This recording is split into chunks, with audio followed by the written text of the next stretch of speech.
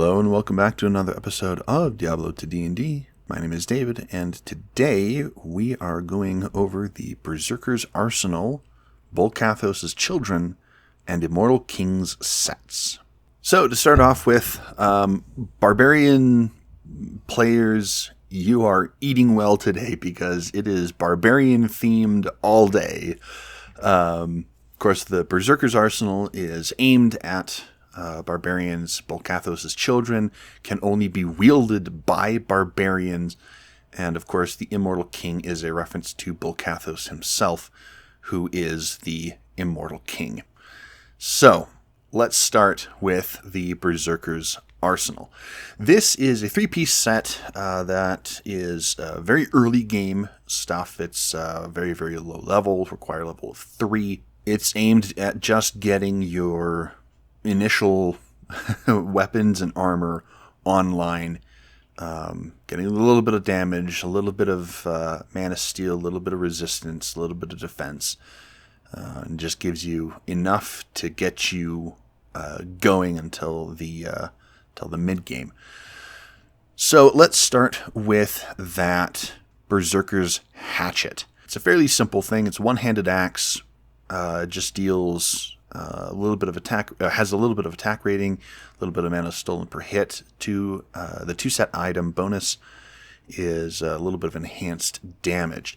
Now, this being such a low-level item, I knew it was going to be common or uncommon, but with so little to go off of, I didn't really know what to do with this. So I just, as a base weapon, it does nothing. But if you have 2 or more items from the Berserker's Arsenal set, it becomes a +1 weapon, which is pretty good. These are uncommon items, so it shouldn't be too terribly hard to get your hands on them. But there's really not much to talk about for the hatchet. And it's the same thing with the hauberk. It does give bonus skill levels to barbarians, and it does have the damage reduced by 2, or magic damage reduced by 2, and then does give some defense based on character level if you have 2 or more set items. But the barbarian skill levels just kind of get weird. There's no real skill in D&D that is like barbarian. I guess you could say athletics, maybe, but there's not a really easy one-to-one comparison. So I just, like the axe, made it a basic splint mail, and then if you have 2 or more items from the Berserker's Arsenal set, it becomes a +1 set of +1 armor. The Berserker's headgear was a little bit more interesting. This one has some defense as well as some fire resist and increasing your attack rating with 2 set items. Now, I didn't want to give, straight up resistance to fire because this is a low level set and fire is a very common damage type, and it becomes pretty good, and then it gets kind of weird with some of the other things. So instead what I did is took some benefits from the fire, resistance to fire, and translated them onto the headgear. While wearing this helm, you can withstand temperatures as high as 120 degrees Fahrenheit with no ill effects. So resistance to fire actually removes the constitution checks for extreme heat. Because you are adapted to extreme heat. And I took a look at the Arctic gear from last week, and I said, hey, this one says that you can withstand temperatures up to, I think it was -20 degrees Fahrenheit. So I thought, well, why not throw that in the other direction and make it, heat resistance instead. That meant that I could bring it down to a common item, whereas the hatchet and hauberk are uncommon. Now, for the set bonuses, they are interesting. The 2 set item bonus just increases your maximum hit points by 5. Flat rate, not really much to do here. I considered doing it scaling with like maybe your level or maybe your proficiency bonus, but I think just that early game bumping it up by 5 as a flat thing kind of reduces the mental strain of having to calculate every single level. That 3-item bonus grants resistance to poison, which is basically what the full set item does. 50 to life, 75 defense, poison length reduced by 75%, and adds a little bit of poison damage. Now, because this is an early game weapon, I didn't want to add that poison damage on, but poison length reduced by 75% is really, really, really nice, especially when you are running into... Oh no, you don't run into those zombies that become poison gas when they die until Act 2. And yeah, I guess poison enchanted creatures, I guess. But still, like, this is something that you might want to hold on to. You might maybe upgrade them to a exceptional item and carry those on through Act 2. You never know. But that's pretty much it for Berserker's Arsenal. There's not much to talk about. It's fairly simple, fairly low-level set. I had some fun doing this one. But I really, really, really enjoyed doing Bul-Kathos Children. So, Bul-Kathos' Sacred Charge and Bul-Kathos' Tribal Guardian are 2 weapons that I adore. They are exceptional. I mean, they're elite items. They are exceptional by themselves, but together they just become beautiful. Bul-Kathos' Sacred Charge is a Colossus Blade, so it is an elite item. It's a 2-handed sword that has a huge amount of enhanced damage, crushing blow, all resistance, some increased attack speed, and they changed this one. It used to give knockback, but now it does not. In part because this is an elite set and I knock my enemy back and then I have to move forward, and it just became a hassle, so they removed it. This is such a fun weapon. It gives a lot of offense, a lot of defense, and it really is not a bad weapon for basically any melee character that really wants to use it. It's got some pretty high strength requirements, 189 and 110 dexterity. But anybody who can wield it, usually barbarians, are going to get some pretty good use out of it. Now, the way that this translated into D&D is I made it a greatsword that is a very rare item. You have a +2 bonus to attack and damage rolls made with this magic weapon. That's pretty easy. It's increased damage. Weapon attacks made with this weapon critically strike on a roll of 19 or 20. That is the crushing blow. And I'm going to put a pin on this last ability and talk about it with the 2-item set bonus. So let's go over to Bul-Kathos' Tribal Guardian. This is another elite sword. It's a mythical sword. It has some enhanced damage, has a little bit of poison damage, which is nice because that means that it takes regeneration away from the enemy. Adds some fire resistance, some strength, and some increased attack speed. Overall, pretty straightforward. No, a little bit of defense, but mostly offense. And a pretty straightforward sword. This is a really nice main hand sword. It's much easier to wield with 147 strength and 124 dexterity. Higher dexterity requirements, but you're going to be bumping your dexterity for accuracy anyways, so... As for D&D, this is another +2 magic weapon. It's a long sword, so it could be used one-handed or two-handed, but it has the ability to be used twice when making an attack with the 2-weapon fighting bonus action. This is kind of that increased attack speed, as well as kind of increasing, or that kind of bonus to strength, because strength does increase the damage that you deal with melee weapons. So attacking twice is kind of increasing your strength, I guess. I'm trying to justify this, okay? But let's talk about that 2-item set bonus. I am So proud of this. You may use two-weapon fighting with these weapons even though they are not light.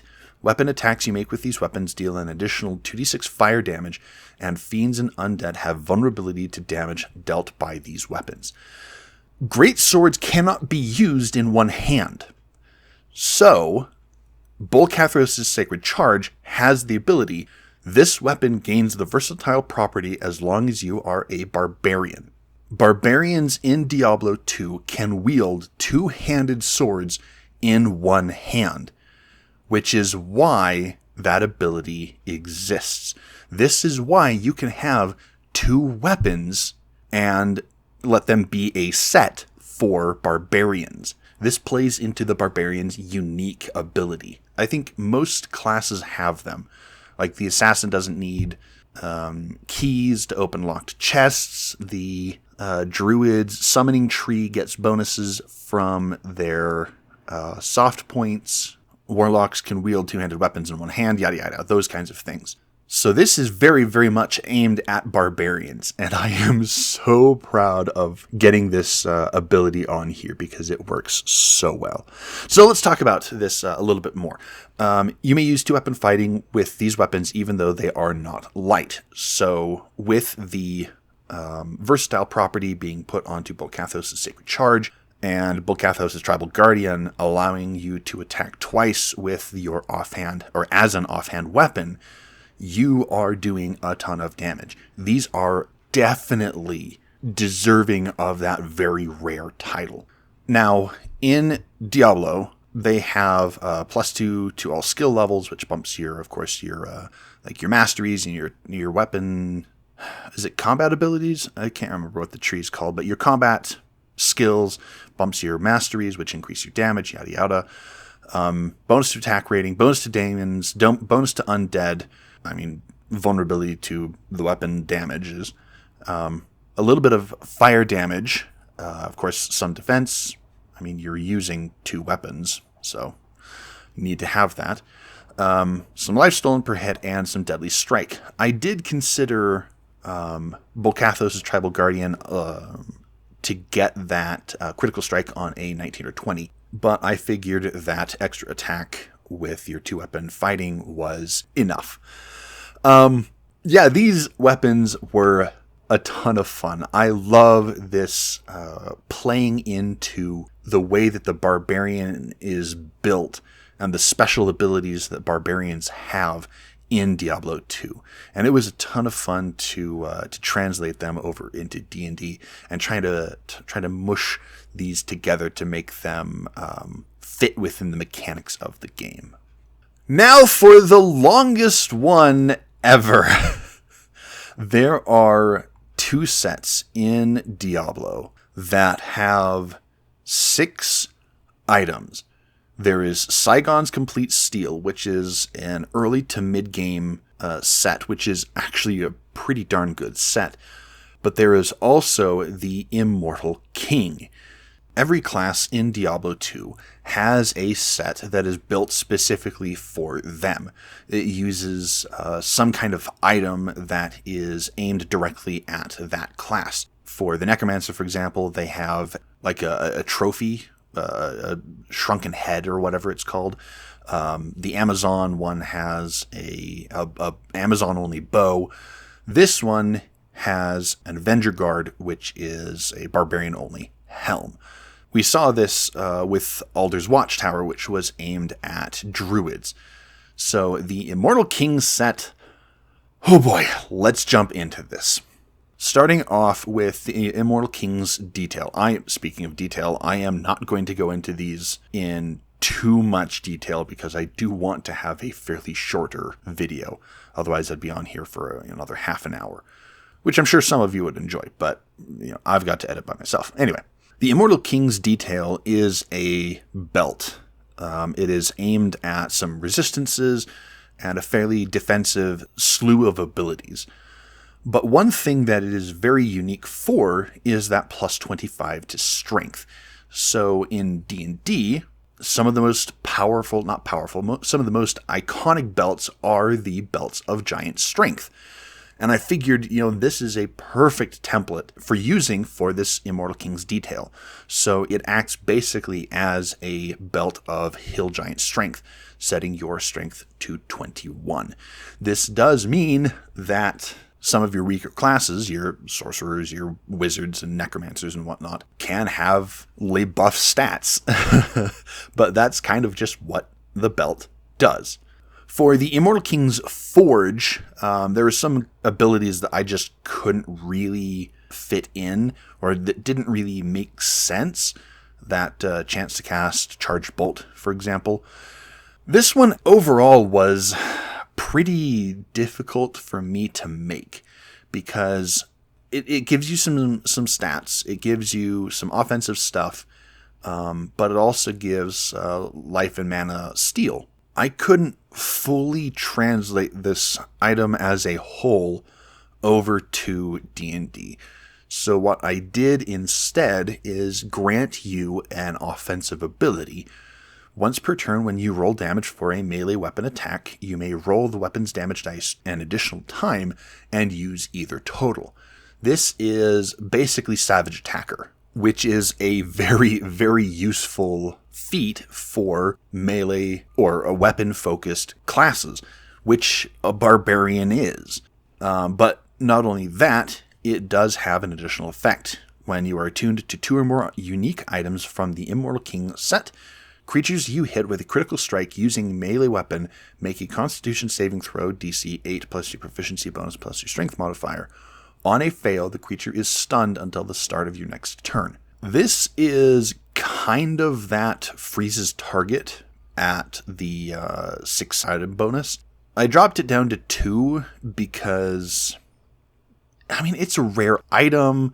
It is pretty good, and it makes sense. You are channeling the might of the Immortal King. So I figured, big mass weapon, hit someone, potentially stun them. Next up is the Immortal King's Pillar. They are a set of boots. They're aimed at, like most boots, defensive stuff. Has a little bit of faster run walk, defense and life, some half freeze duration, some more defense and whatnot. This one, I went with typical boot stuff. I took that faster run walk, turned it into your speed increases by 10 feet, and your movement doesn't provoke opportunity attacks. This one is an uncommon item because it's not like super big and powerful and scary. It's just kind of, more movement, and you can slip through enemies.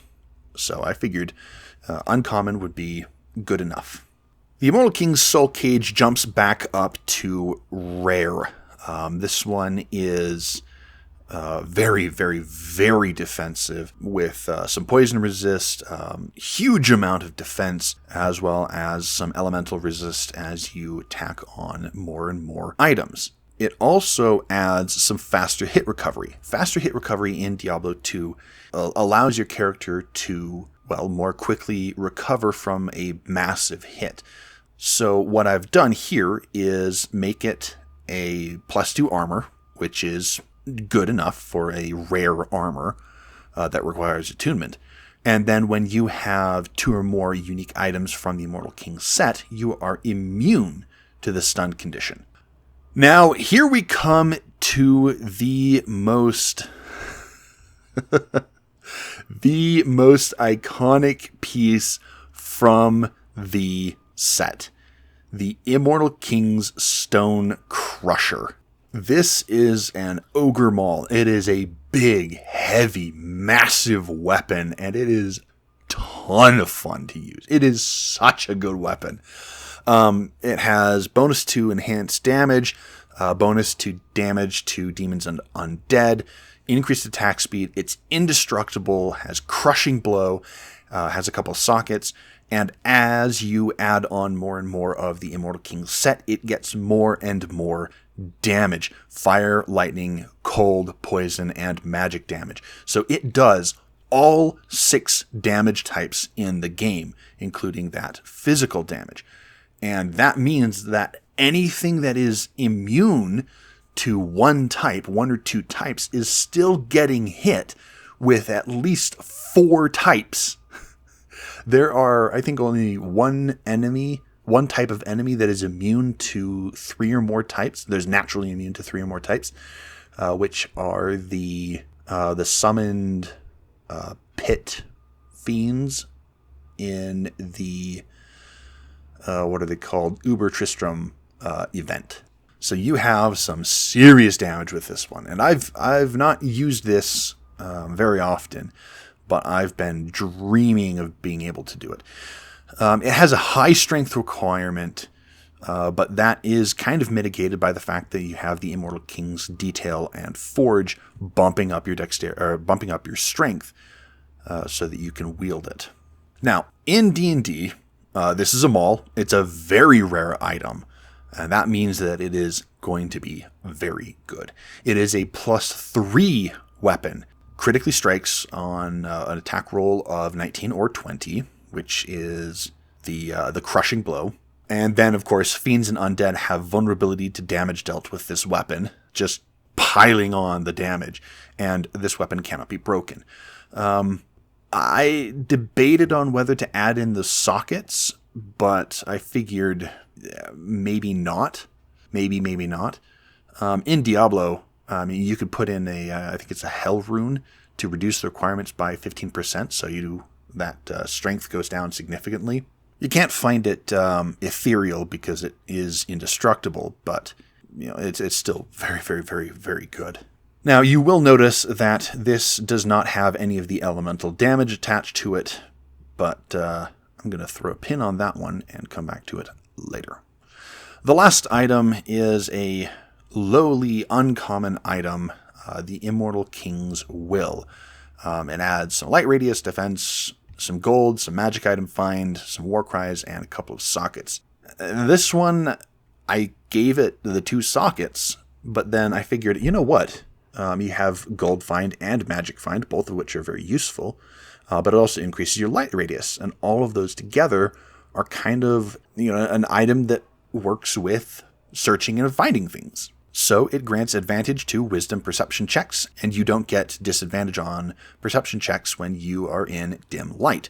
This is intended to be a look and find kind of item.